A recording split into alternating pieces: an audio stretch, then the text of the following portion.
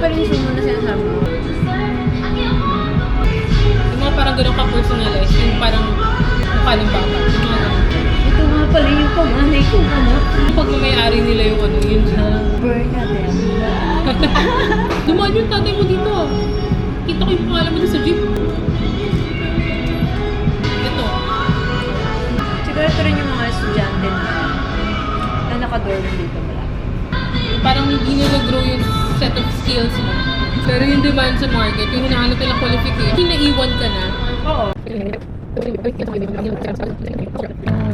Video ng mga katipuner Na nasa Espanya. habang hinuhusgahan. Buhay na buhay ang Espanya. kolonyalismo. While having our matcha.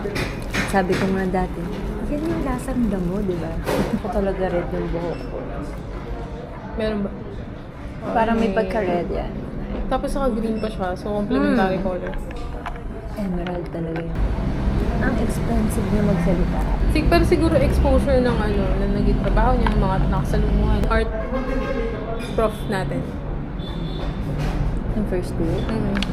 Nakala ko kasi walang patutunguhan yung course. Tapos wala pala sa course. Oh my God. Bakit? Ang ganda ng kotse. Akala ko minus na siya.